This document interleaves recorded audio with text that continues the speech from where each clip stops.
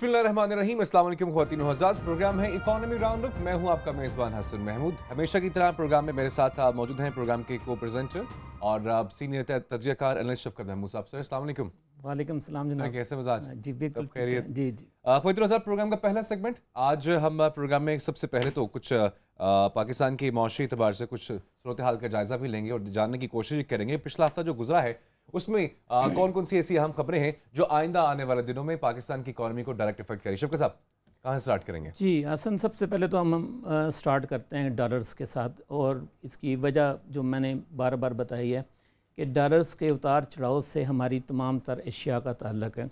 अगर डॉलर की कीमत बढ़ जाती है तो हमारे जितना भी रॉ मटेरियल बाहर से आता है, गुड्स बाहर से आती हैं, मशीनरी बाहर से आती है, वो उनकी कीमत बढ़ जाती है। और जब उनकी कीमत बढ़ जाती है तो उनसे जो तैयार शुदा अशिया होती हैं आम आदमी तक पहुंचती हैं तो उनकी भी कीमत बढ़ जाती है।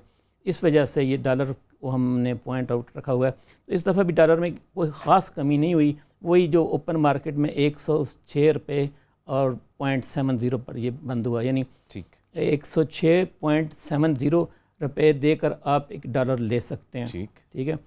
और इसके साथ मैं ये भी बताता चला हूँ कि भाई वर्ल्ड मार्केट में डॉलर्स जो है वो उसमें थोड़ी सी इंक्रीज़ आई, और उसकी इंक्रीज़ की ये वजह थी कि पहले लोग शायद डर रहे थे कि फ़्रांस के अंदर शायद एक्सट्रीमिस्ट ना आ जाएं, तो लोगों ने रोका हुआ था अपनी इन्वेस्टमेंट। लेकिन जो पहला राउंड आया उसमें जो एक्सट्रीमिस्ट थे वो जो खातून हैं वो हार गई, और दूसरे जो हैं जो थोड़े से बैलेंस्ड जो हैं वो जीत रहे हैं। तो इस वजह से लोगों ने दोबारा उसमें इन्वेस्टमेंट शुरू कर दिया। अगर इसके साथ ही आप चलें तो सोने की कीमत में तो कोई चेंज नहीं आई, वही है जो पिछले हफ्ते थी, यानी 50,700 रुपये फ़ी तोला। इसके साथ ये भी मैं बताऊं कि सोने की कीमत जो बैनुल-अक़वामी मंडी में है उसमें फ़ी आउंस जो है वो कमी आई है। और जिन लोगों ने सोने के बारे में जिनको इतला रखनी चाहिए या जो सोचते हैं सोने के बारे में, उनको मैं ये सिर्फ ये बता दूं कि जो सोने की जो प्राइसेस हुई हैं, जो सौदे हुए हैं, यानी जो अगले एक महीने के लिए, वो तकरीबन 1277 यानी 77 फ़ी आउंस हुए हैं। इससे मुराद ये है कि आइंदा 1-2 महीने में सोने की कोई ख़ास कीमत में कमी ज़्यादती नहीं होगी। ठीक है, तो ये अच्छी बात है। अच्छी बात, बिल्कुल। तीसरी बात है क्रूड ऑयल की जो प्राइस है वो तकरीबन कुछ सेंट जो है ना वो बढ़ी है, और उसके बढ़ने की ये वजह है कि ये ओपेक कंट्रीज़ ने ये डिसाइड किया है कि पहले इन्होंने ये कहा था कि हम 1200 मिलियन पर डे बैरल अपनी पैदावार कम करेंगे। अब ये सोच रहे हैं कि मई में इनकी मीटिंग है कि क्यों ना हम 1200 से बढ़कर 1800 मिलियन के ऊपर चले जाएं। अगर वो बढ़ जाते हैं तो शायद प्राइस फिर इस तेल की बढ़ सकती है। लेकिन अगर अमेरिका ने अपने जो रग्स हैं वो जैसे डबल कर रहे हैं, पहले तो वो उन्होंने रिजर्व में रखे हुए थे, अब वो उन्होंने देखा जब प्राइस अच्छी मिल रही है तो वो उन्होंने भी सप्लाई देनी शुरू कर दी है। अगर उन्होंने सप्लाई देनी शुरू कर दी तो फिर तेल की प्राइस फिर नीचे आ जाएगी। तो मार्केट टैक्टिक्स जो वो खेलना चाह रहे हैं वो नाकाम हो गए। जी, और ये आपको ये भी पता है कि जो समरी भेजी है गवर्नमेंट के पास, उसमें पेट्रोल की और डीजल की प्राइस में कमी के लिए गई है। अब देखते हैं कि डीजल में सर 1 रुपये कमी की मिसाल से समरी गई है। चलो कुछ तो यानी एक बड़ा तो नहीं है ना, कमी हुई है। लेकिन साथ ही मिट्टी का तेल जो आम आदमी इस्तेमाल करता है उसकी प्राइस में बहुत ज़्यादा इजाफा कर रहे हैं। लाइट डीजल जो कि एयरक्राफ्ट में इस्तेमाल होता है उसकी प्राइस में इजाफा कर रहे हैं, यानी बैलेंस आउट कर रहे हैं, एक साइड से देते हैं और एक साइड से ले लेते हैं। ठीक है जी। अगली बात है कि स्टॉक एक्सचेंज में जो पिछली दफ़ा स्टॉक एक्सचेंज में जो तेज़ी आई थी वो थी पनामा लीक की वजह से, जो बेयकीनी की सूरत हाल थी, लोगों ने पैसे अपने रोके हुए थे तो उन्होंने धड़ाधड़ 1400 पॉइंट्स इंडेक्स में इजाफा हुआ। लेकिन अब वो जो है ना बबल वो फट चुका है, फिर दोबारा नीचे वापस आना शुरू हो गया है। तो इस दफ़ा तकरीबन सब ने अपना इसको कहते हैं प्रॉफिट लेना। जब कमी होती है स्टॉक एक्सचेंज में तो इसके लिए टेक्निकल टर्म इस्तेमाल करते हैं कि लोगों ने अपना प्रॉफिट लेकर अपने जो हिस्से हैं वो बेच दिए हैं। तो इस दफ़ा वो फिर 49,000 समथिंग पर इस हफ्ते ये बंद हुआ है। तो ये इम्कान ये है कि अगर ये बेयकीनी सूरत हाल है, जैसे कि आपको पता है कि पनामा के में एक जीआईटी के लिए कहा गया है। अगर वो जीआईटी की वजह से लोग अभी थोड़े से अनसर्टन हैं कि किस इंडेक्स पर, किस काउंटर के ऊपर हम इन्वेस्टमेंट करें। ठीक। अब आते हैं हम काटन की तरफ। तो काटन की जो प्राइस है वो 7,160 पर हुई है, लेकिन चूँकि इस वक्त सीज़न ऑफ हो रहा था तो उसकी जो ख़रीद है ना वो उसमें कमी आ रही है, यानी प्राइस तो इसकी स्टेबल है। ठीक। इसके अलावा अगर आप आ जाएं इस बात पर कि एक अच्छी खबर ये है कि कल ECC यानी इकनॉमिक कोऑर्डिनेशन काउंसिल कमेटी का मीटिंग हुई, तो उसमें प्राइम मिनिस्टर ने कहा कि आपने दिसंबर तक इस मुल्क में अंधेरे ख़त्म कर देने हैं और कोई लोड शेडिंग नहीं होगी। ठीक। अच्छा, सब ने कहा जी आप थोड़ा सा बैलेंस करके करें, शायद चल सकता है, नहीं चल सकता, हमने ट्रायल पर अपने प्लांट चलाने हैं। उसने कहा कोई बात नहीं है, ट्रायल पर चलाने हैं, जो करना है। दिसंबर में आई वांट कि यहाँ पर किसी जगह पर 1 घंटे का भी ना हो। बेसिकली ये जो इंतखाबी स्लोगन है, बिल्कुल, ये शायद ये प्राइम मिनिस्टर साहब आज ये जो है इस किस्म के इनके बयानात भी आ रहे हैं। बिल्कुल। और मैं वही कहने वाला था कि जो वक्त उनका तयन किया गया है, मेरे ख्याल से दिसंबर में तो बिजली की जो डिमांड होती है वो मुल्क की अगर पूरे साल की एवरेज निकाली जाए तो सबसे कम लेवल पे होती है। बिल्कुल। उस टाइम में भी अगर ना कर पाए तो फिर आवाम जो है वही मेरे ख्याल से बेहतर फैसला कर पाएंगे। सही बात है। आप ले जी, ख़वातीन हज़रात, आज की अहम खबरें। पहला सेगमेंट जो हमारे प्रोग्राम का वो यहाँ पे ख़त्म होता है। ब्रेक की जानिब में बढ़ेंगे, ब्रेक के बाद वापस आएंगे, कुछ मज़ीद टॉपिक की जानिब भी बढ़ेंगे, मेहमानों की भी आपसे हम बातचीत कराएंगे, उनका इंट्रोडक्शन भी कराएंगे, लेकिन एक ब्रेक के बाद हमारे साथ रहेगा।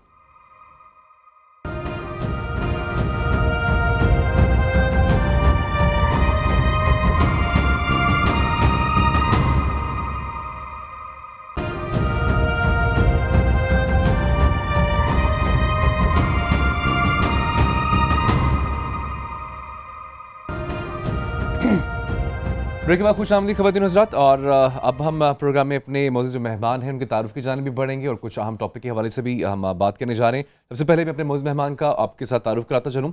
डॉक्टर मंजूर अहमद साहब ने हमें ज्वाइन किया। आप फॉर्मर एम्बेसडर हैं वर्ल्ड ट्रेड ऑर्गेनाइजेशन के। Sir thank you so much, आप लोगों ने हमें ज्वाइन किया।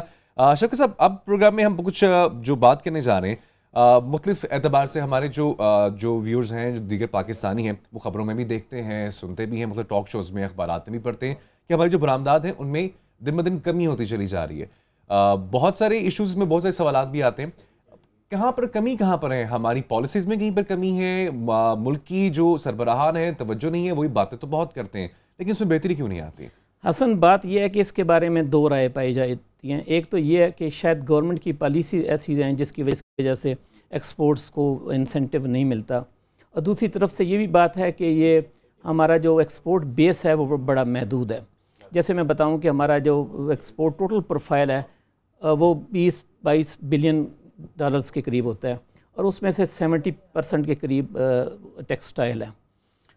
और इसके अलावा नहीं, अब जो टेक्सटाइल का बज़ाते खुद जो है शेयर जो ग्लोबल ट्रेड के अंदर है वो 7-8% होता है। अब बात यह है कि, और दूसरी बात यह है कि उस टेक्सटाइल में सबसे ज़्यादा शेयर होता है क्लोथिंग का, और क्लोथिंग में पाकिस्तान जो WTO का डाटा है उसमें पाकिस्तान पहले 10 ममालिक में भी उसमें शामिल नहीं होता है।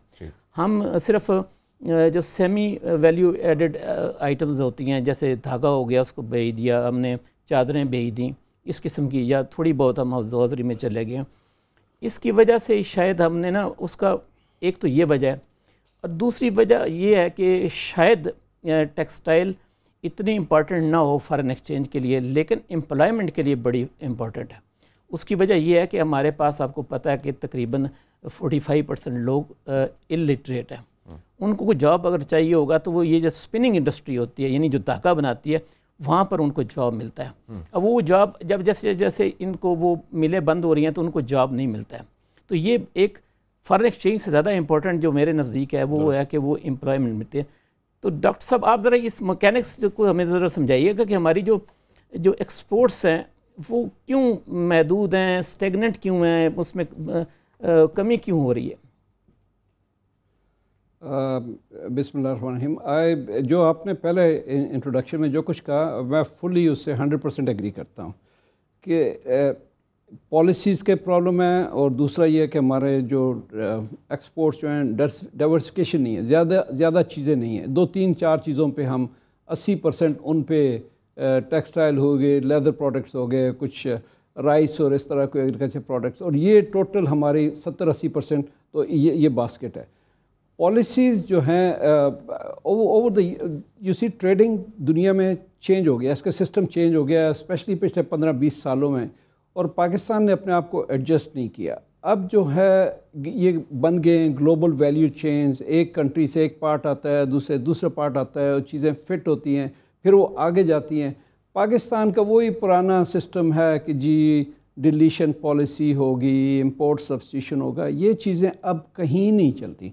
पाकिस्तान इन चीज़ों को चला रहा है। तीसरा एक और मसला जो पिछले 2-4 साल से हुआ, स्पेशली जब से ये गवर्नमेंट आई, कि इनका ज़्यादा फोकस रहा कि हम को टैक्स, इस तरह टैक्स पॉलिसी इनकी बड़ी नाकिस रही। इन्होंने सारी तवज्जो जो है मिनिस्ट्री ऑफ फाइनेंस की कि ये टारगेट है, ये अचीव करना है, उसके लिए इन्होंने जो हमारे टैरिफ्स थे पहले, इनके आने से पहले कुछ 40% टैरिफ लाइन्स जो होती थी हमारी, बहुत सारी चीज़ें ज़ीरो ड्यूटी पे आती थी, वो उसमें रॉ मटेरियल्स और उसमें मशीनरी थी, ये इन्होंने कोई चीज़ ज़ीरो नहीं छोड़ी। हर चीज़ को कोई ना कोई, किसी पे 3% ड्यूटी, किसी ने क्या। तो होता ही है कंट्रीज़ में कि चीज़ें, हर कंट्री, फॉर एग्जांपल पाकिस्तान में ओके कॉटन से तो कुछ चीज़ बना के भेजेंगे, लेकिन बाकी चीज़ें तो बाहर से आएंगी, उनको प्रोसेस होगा, बाहर जाएगा। अब हमारे मुल्क में ये है कि बाहर से आने पे हर किस्म की ड्यूटी, और फिर वो रिफ़ंड मिलते नहीं है लोगों को, और फिर हर आदमी के बस की बात भी नहीं होती है कि ख़ुद चीज़ मंगाए, उसको प्रोसेस करे। होता ही है कि कमर्शियल इंपोर्ट्स आती हैं, उससे ये स्मॉल एंड मीडियम एंटरप्राइज वाले उसको वो दे बाय इट, वो मार्केट से बाय करते हैं, उसको प्रोसेस करते हैं, फिर वो बेचते हैं, तो फिर ये चीज़ बाहर जाती है। अजमल तो ये पॉलिसीज़ में हमारी जी सर, अजमल फारूक साहब ने हमें ज्वाइन किया, आप चेयरमैन हैं पाक टेक्सटाइल एक्सपोर्टर एसोसिएशन के, उनको भी शामिल गुफ्तगू जी। अजमल साहब अस्सलाम वालेकुम जी, शफकत बोल रहा हूँ जी। जी सर। अच्छा, ये मुझे बताइएगा, अभी इस वक्त डिस्कस हो रहा है कि क्या एक्सपोर्ट्स की जो हमारी जो डिक्लाइन हो रही है उसकी वजह गवर्नमेंट की पॉलिसीज़ हैं, या हम उसमें डाइवर्सिफिकेशन नहीं कर पा रहे हैं, क्या वजह है? आपके नज़दीक गवर्नमेंट की पॉलिसी की वजह है, या कोई हमारी जैसे कि सप्लाई चेन है, या कुछ भी है, आप कैसे समझते हैं? सर देखें, ये जो है ना डाइवर्सिफिकेशन, हमारी इनएफिशिएंसी, ये तो सारे इल्जाम हैं एक्सपोर्टर के ऊपर। खास तौर से ये जो पंजाब का एक्सपोर्टर है, ये तो पिछले 8-9 साल से एनर्जी की जंग लड़ रहा है, और अल्हम्दुलिल्लाह उसमें भी ये कामयाब हुआ है। और इसी तरह से एक्सपोर्ट मार्केट में जिस तरह से रिसेशन है, उसको भी ये कॉप कर रहा है। तो ये तो सिर्फ इल्जाम है एक्सपोर्टर के ऊपर के जी वो डाइवर्सिफिकेशन नहीं की उसने, इसकी इनएफिशिएंसीज हैं। असल वजह गवर्नमेंट है। हमारे बिलियंस ऑफ रुपीज के रिफंड जो कि हमारी लिक्विडिटी जो है 30% के करीब जब हमारे पास से निकल के गवर्नमेंट के पास चली जाएगी, गवर्नमेंट की अपनी बैलेंस शीट सीधी करने के लिए एक्सपोर्टर को कुर्बान किया जा रहा है, कुर्बानी का बकरा बनाया जा रहा है, तो फिर एक्सपोर्ट्स तो नहीं होंगी। फिर तो हमें मार्केट से क्रेडिट उठाना पड़ेगा जो 35-36% में मिलता है, और वो हमारी कास्ट को कहीं का कहीं ले जाता है। उसके बाद तो वो मुमकिन ही नहीं रहता कि हम अपनी इंटरनेशनल मार्केट में किसी को कम्पीट कर सकें। जैसे हमारे कॉम्पिटिटिव कंट्री हैं बांग्लादेश, इंडिया, चाइना, अब तो वियतनाम भी आ गया, उसमें श्रीलंका भी आ गया। तो इस वक्त पहले तो हम लॉ एंड ऑर्डर की बात करते थे, अल्हम्दुलिल्लाह वो काफ़ी बेहतर हुआ है। फिर 180 बिलियन का पैकेज आया, उस वक्त भी हमने बड़ी खुशियां मनाई, लेकिन उसका भी अभी तक कोई पैसा हमें नहीं मिला। अजमल साहब, हमारे साथ डॉक्टर मंजूर साहब हैं, ये WTO में हमारे एम्बेसडर रहे हैं। आपकी जो उन्होंने ये बातें सुनी हैं, ज़रा उनकी राय लेते हैं इसके बारे में। डॉक्टर साहब, ये बताइएगा कि इस साल ये जो बजट है इसमें ज़ीरो डेट कर दिया गया था इस 5 जो एक्सपोर्ट ओरिएंटेड सेक्टर्स हैं। इसके बाद जनवरी में जो कॉटन यानी 52 चैप्टर है उसके ऊपर से ड्यूटी हटा दी गई, और उस हटाने के बाद उसका इम्पेक्ट को ख़ास नज़र नहीं आया। इसकी क्या वजह है कि क्या इसमें जी ये ज़ीरो रेटिंग असल में की नहीं गई। हमारे पैकेजिंग का जो था उसका विड्रॉ कर लिया गया, जो कि हमारी एक्सपोर्ट्स का कोई वैल्यू का 1 से 1.5% होता है, और हमारे पिछले सारे RPO जो हैं वो कैंसिल कर दिए गए, ये कह करके इसमें आपने पैकेजिंग मटेरियल जो है वो क्लेम किया। सर, ये कौन सी दुनिया में हम रह रहे हैं? पूरी दुनिया में जो एक्सपोर्ट्स हैं वो ज़ीरो रेटेड होती हैं। जब हमने गुड्स खरीदी उनके ऊपर हमने सेल्स टैक्स पे किया, उसको अपनी रिटर्न में लिया और गुड्स को एक्सपोर्ट कर दिया। ये कैसे मुमकिन है कि मैं एक टी शर्ट या ट्राउजर या बेडशीट बनाऊं, अच्छा उसके ऊपर लेबल, स्टिकर, थैली, कार्टून को मैं ऐसे ही जाने दूं? अच्छा अजमल साहब ज़रा एक आप थोड़ा सा इंतज़ार करें। मैं डॉक्टर साहब आप हमारे साथ हैं, सुन रहे हैं जी? जी जी जी जी। ये पाकिस्तान टेक्सटाइल नहीं, मैं अजमल साहब से बिल्कुल एग्री करता हूँ। जो वो अपने बिकॉज वो तो इस फील्ड में ना, उनको ये सब चीज़ें फेस करनी पड़ती हैं। वाकई ये सारी दुनिया में एक्सपोर्ट जो हैं जेन्युइनली ज़ीरो रेटेड होती हैं। ये नहीं होता कि वो पहले पैसे दें फिर आके एक्सपोर्ट क्लेम करें। वो हमारा तो बहुत सारी चीज़ें जेन्युइनली ज़ीरो रेटेड नहीं है वो, क्योंकि जिस तरह अजमल साहब बता रहे थे, वो ले लेती है गवर्नमेंट, फिर उसको रिफ़ंड करने में वो रोकती है। तो ये प्रॉब्लम्स है। और दूसरा टेक्सटाइल में 2-3 और बड़ी प्रॉब्लम्स हैं कि दुनिया आहिस्ता आहिस्ता, पहले होता था कि ज़्यादातर कॉटन बेस्ड प्रोडक्ट्स जाते थे, 80% 90% कॉटन होता था, 10-20% मैन मेड फाइबर वगैरह ये वो। अब जो है वो ये प्रोपोर्शन चेंज हो गई है। अब तकरीबन 60-70% उसमें ये artificial fibre, man made fibres ये होते हैं, और 20-30 क्योंकि उसकी प्राइस उसकी ज़्यादा मिलती है। हम अभी तक वो प्रोपोर्शन वही चल रही है। पहली बात तो ये। दूसरी बात ये है कि कि 2-4 आइटम अगर टेक्सटाइल क्लोथिंग वगैरह की बात करें वो तो एक अलग चीज़ है, लेकिन दुनिया कहीं आगे बढ़ गई है। वो ऑटो पार्ट्स एक्सपोर्ट कर रहे हैं, वो इंफॉर्मेशन टेक्नोलॉजी की चीज़ें एक्सपोर्ट कर रहे हैं, वो और बहुत सारी बेताशा। मसलन के फॉर एग्जांपल अभी तक पाकिस्तान का तो मैंने कहा ना 70 से 80% ये 3 चीज़ों पे ही है, ये टेक्सटाइल और इस तरह मेडअप्स वगैरह और फिर लेदर प्रोडक्ट्स हैं और राइस वगैरह। लेकिन अब साथ इंडिया देखें, उनके 15-16% एक्सपोर्ट है टेक्सटाइल की, बाकी और चीज़ें। इस तरह हर कंट्री का 1-2 प्रोडक्ट्स पे, बांग्लादेश की एग्जांपल अलग है, वो भी एक ज़्यादा क्लोथिंग पे डिपेंड करता है, लेकिन बाकी दुनिया ने बहुत सारा अपने आप को डिवर्सिफाई किया। फार्मास्यूटिकल्स बिलियंस की वो जा रही हैं। ये पाकिस्तान ने सिर्फ अपना टारगेट यही 2-4 आइटम रखा हुआ है। ये मेजर प्रॉब्लम। डॉक्टर साहब आप इसमें सर मैं आपसे इत्तेफाक करूंगा भी और नहीं भी करूंगा। हमने सिर्फ 1-2 इंडस्ट्रीज को प्रोटेक्टिव जो दिया हुआ है रजीम, उसकी वजह से हमने पूरे पाकिस्तान को ज़िबा कर दिया है। और वो पॉलिएस्टर के ऊपर जो प्रोटेक्टिव ड्यूटीज हैं, उसकी वजह से हमारा पॉलिएस्टर का सेक्टर जो है वो डेवलप ही नहीं हुआ, और उसमें हम कोई डाइवर्सिफिकेशन कर ही नहीं सके सर। दुरुस्त सर। अजमल साहब आपका पॉइंट ऑफ व्यू भी आ गया। मुझे बढ़ना है इस वक्त। खबरों के साथ ब्रेक की बात हम दोबारा वापस आएंगे, गुफ्तगू के सिलसिले को आगे बढ़ाएंगे। अजमल फारूक साहब हमारे साथ मौजूद थे, गुफ्तगू का सिलसिला भी जारी था। डॉक्टर मंजूर साहब भी हमारे साथ मौजूद हैं। अब वापस आएंगे, गुफ्तगू के सिलसिले को आगे बढ़ाएंगे। Stay with us.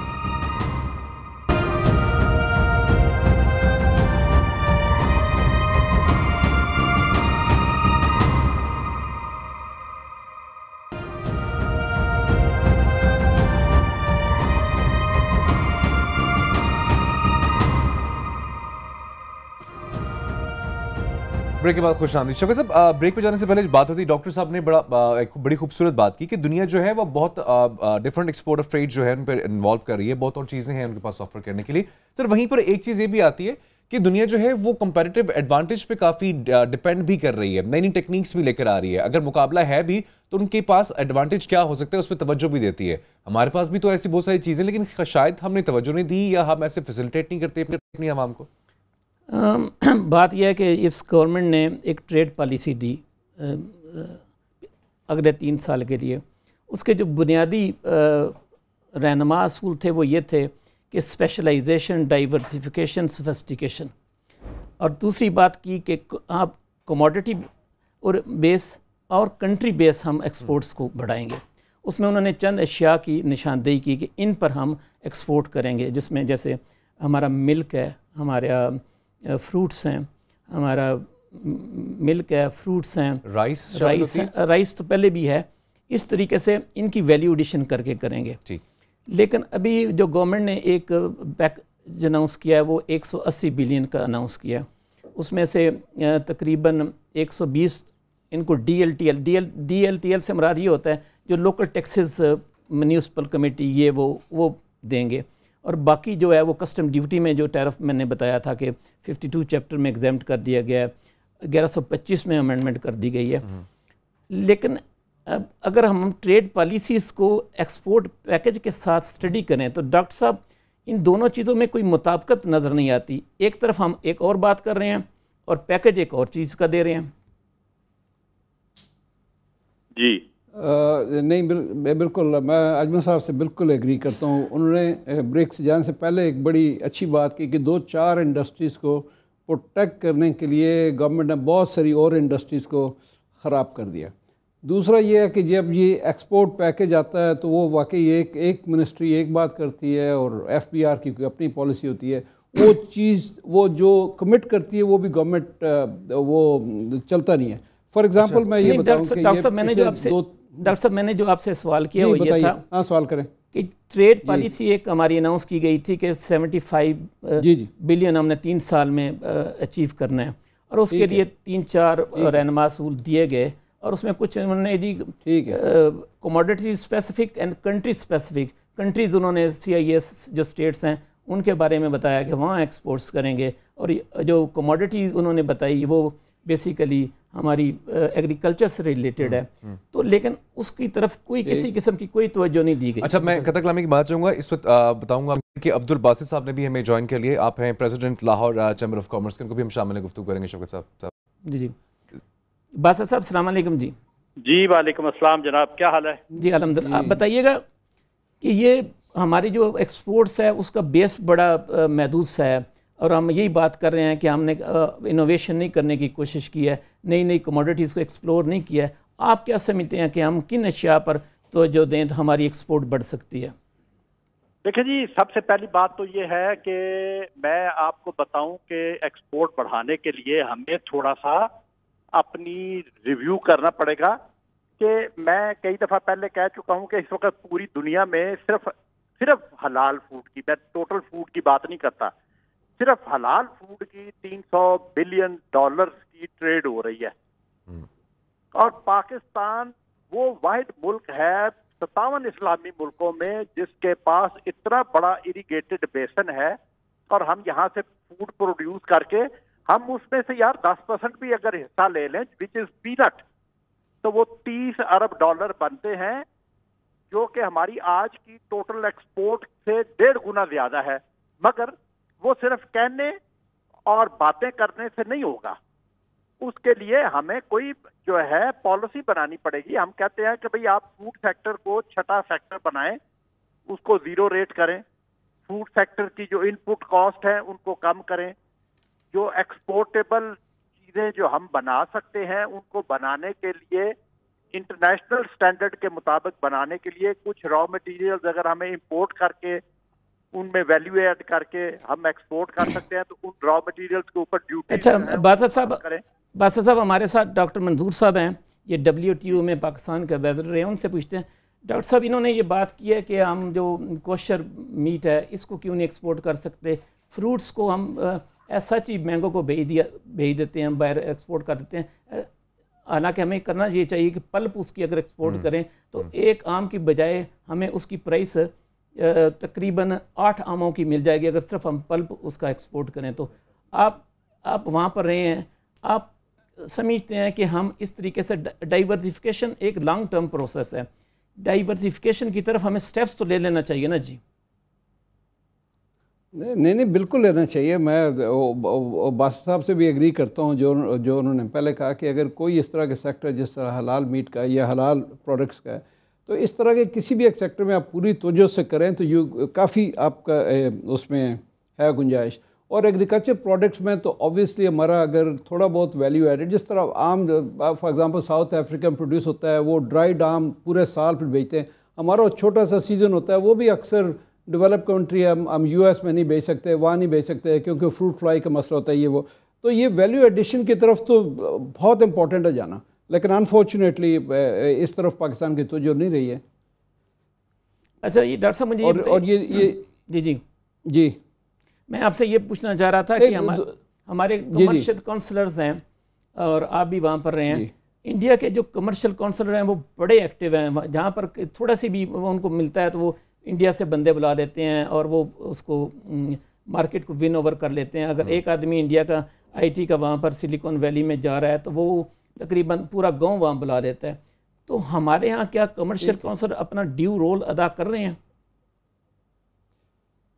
इसी तरह के होते हैं, मोस्टली तो कर रहे हैं, ये नहीं है, लेकिन उनके हाथ में कितना कुछ है। फॉर एग्जांपल इधर आप IT की बात कर रहे हैं पाकिस्तान गवर्नमेंट आईटी को प्रमोट करने के लिए कुछ ना कुछ थोड़ा बहुत पंजाब में तो हो रहा है, लेकिन पाकिस्तान एक कंट्री है जिसमें कंप्यूटर इंपोर्ट करने पे भी टैक्स है। इस तरह ये आईटी के जो प्रोडक्ट आए इस पे बड़ा हाई टैक्स है। तो पाकिस्तान की टैक्सेशन पॉलिसी जो है ना वो एक्सपोर्ट्स की तरफ बिल्कुल नहीं है, एक्सपोर्ट्स की इनकी कोई तवज्जो नहीं है। ठीक है डॉक्टर मंजूर अहमद साहब, सर आप हमारे साथ बहुत शुक्रिया आपका। अब्दुल बासित साहब ने भी ज्वाइन किया, सर आपके बहुत शुक्रिया। होते हैं सर ब्रेक की जानिब बढ़ेंगे, ब्रेक के बाद वापस आएंगे, दोबारा से एक और मसले के हवाले से गुफ्तगू भी करेंगे। हमारे साथ रहेगा।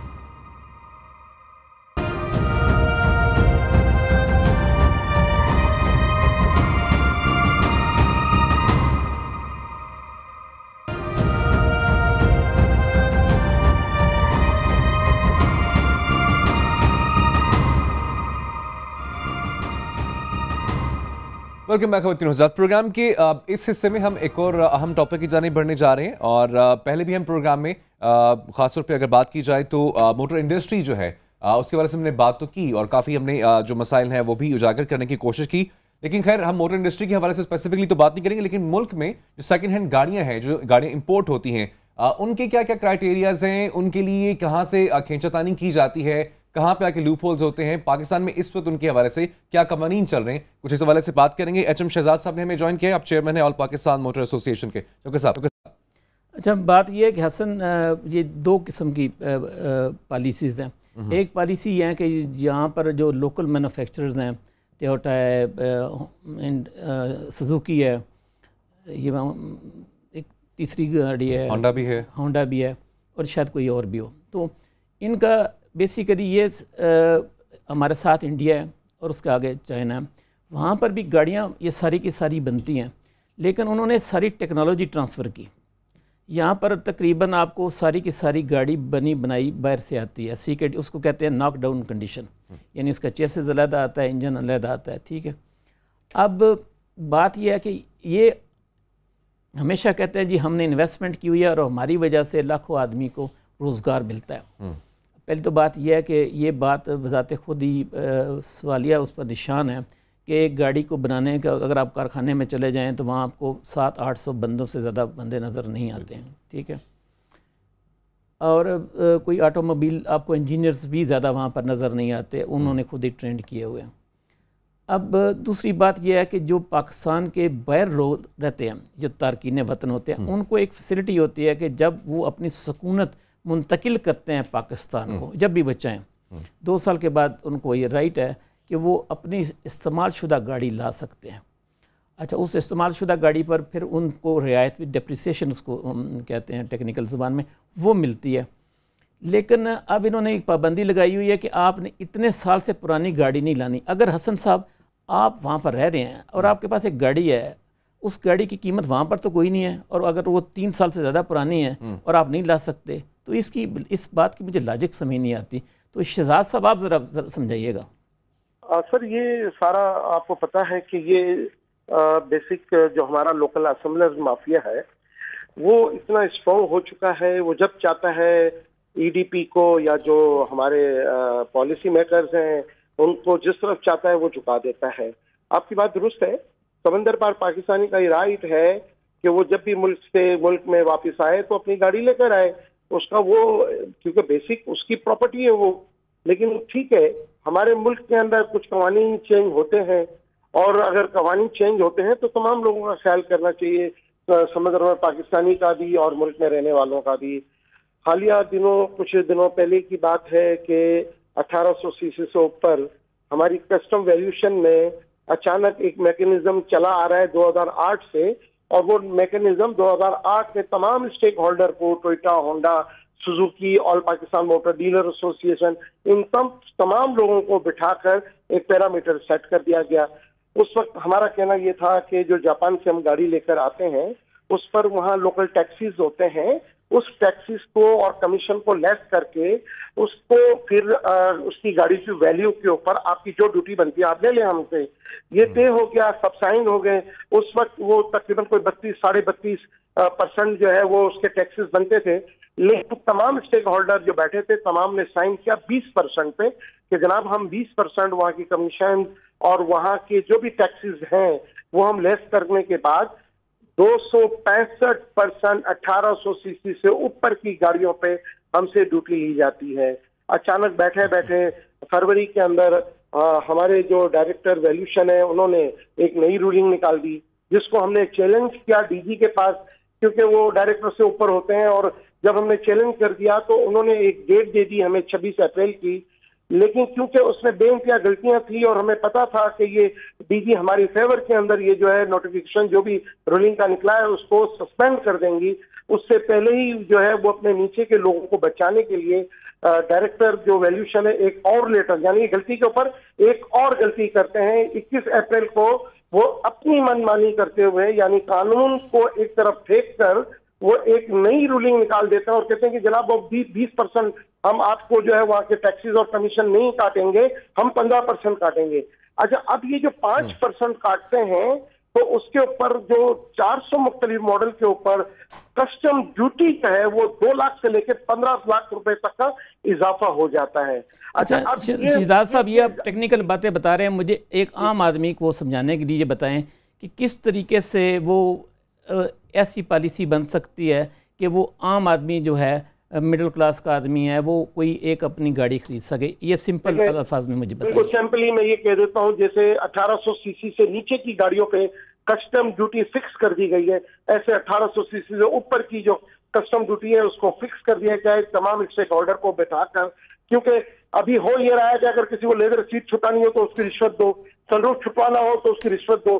ये तमाम चीजों को छोड़ने के लिए हुकूमत वक्त को अच्छा रेवेन्यू चाहिए, तो ये तमाम चीजों के ऊपर उनको हमारे साथ बैठना होगा, ना कि आज हम जो है एक डायरेक्टर के मामूली से रद्दोबदल करने की वजह से 200 से ज्यादा गाड़ियां जो है वो पाइपलाइन में और कस्टम कराची में रुकी हुई हैं। 3 अरब रुपए का रेवेन्यू हमने रोक दिया, हम नहीं दे सकते, इसलिए कि गाड़ियां बेची हुई हैं। कौन 15-15 लाख रुपए लॉस करेगा?